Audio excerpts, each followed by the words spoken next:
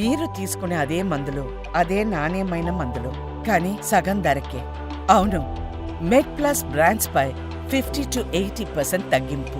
Sir ఇప్పుడు మన ఈ శస్త్రచికిత్సలు జాయింట్ రిప్లేస్మెంట్, హిప్ రిప్లేస్మెంట్ వచ్చే ముందు రీసెంట్గా ఒక ఆర్టికల్ చదివాను. భారత్లో ఏటా 150,000కు పైగా జాయింట్ రిప్లేస్మెంట్స్, 75,000 పైగా హిప్ రిప్లేస్మెంట్స్, ఈ స్పైన్ ఇంజరీస్ ఆల్మోస్ట్ 25,000 సర్జరీస్ జరుగుతున్నాయని చెప్పేసి this is highest in any country అన్నట్టు చదివాను. So is it true? Number 1, దానికి గల కారణాలు ఏంటి? దానికన్నా ఎక్కువే ఉంటాయి నెంబర్స్ నాకు తెలిసి. Okay, I don't know exact numbers, but definitely మొత్తం వరల్డ్లో మ్యాక్సిమం, బికాస్ పాపులేషన్ ఎక్కువ మంది, plus lot of elderly people పొలానికి వెళ్ళడం అవన్నీ ఉంటాయి కాబట్టి నీస్ బాగా ఫాస్ట్గా అరిగిపోతాయి. So we have high incidence అయితే ఉంది. అండ్ మన దగ్గర నీస్ అరగటం, మోకాలు అరగటం ఇంకా ఎక్కువ పర్సంటేజ్. వెస్టర్న్ కంట్రీస్లో, యూఎస్లో చూస్తే హిప్స్ ఎక్కువ ఉంటాయి. మన దగ్గర కూడా హిప్ రిప్లేస్మెంట్స్, హిప్ సర్జరీస్ అవుతుంటాయి, కానీ అంత ఎక్కువ ఉండవు నీస్తో కంపేర్ చేసుకుంటే, మోకాలతో కంపేర్ చేసుకుంటే. సో డెఫినెట్గా హై పర్సంటేజ్ ఉంది.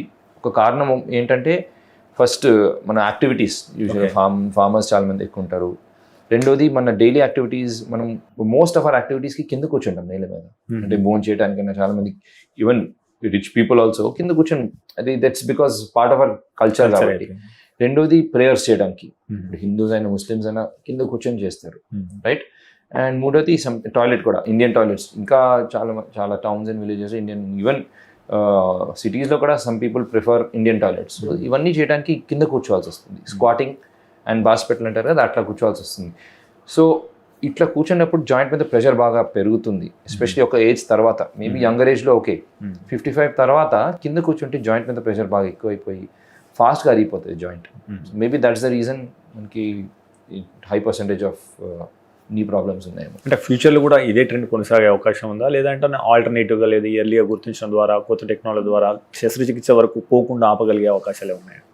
టెక్నాలజీ కాదండి, బట్ కొన్ని లైఫ్ స్టైల్ మాడిఫికేషన్స్ చేస్తే డెఫినెట్గా, కొన్ని జాగ్రత్తలు పాటిస్తే డెఫినెట్గా ఆ పర్సంటేజ్ తగ్గే ఛాన్స్ ఉంది. ఫస్ట్ థింగ్ ఏంటంటే, యాజ్ ఐ సెడ్, ఒక ఏజ్ తర్వాత కింద కూర్చోవడం మానేస్తే బెటర్. ఓకే, సో చైర్ మీద పన్నని చైర్ మీద చేసేయచ్చు యాక్చువల్లీ, దట్స్ ఫస్ట్ థింగ్. రెండోది ఎక్సర్సైజెస్. ఓకే, మనం స్పెసిఫిక్గా మోకాల మీద కాన్సన్ట్రేట్ చేసే ఎక్సర్సైజెస్ చేస్తే, డైలీ ఒక 25-30 minutes చేస్తే, నెక్స్ట్ ఆర్థరైటిస్ ప్రోగ్రెస్ అవ్వకుండా చూసుకోవచ్చు. ఆర్థరైటిస్ అంటే మోకాలు అరగటం, ఏజ్తో మోకాలు అరిగితే దాన్ని ఆర్థరైటిస్ అంటాం. కానీ మనం పోస్ట్పోన్ చేసుకోవచ్చు, కంప్లీట్గా స్టాప్ చేయలేము, ఎందుకంటే దట్స్ ఏజ్ రిలేటెడ్ ప్రాసెస్. కానీ దట్ ఈస్ దాన్ని పోస్ట్పోన్ చేసుకోవచ్చు అన్నమాట. సో ఈ మెయిన్ థింగ్స్.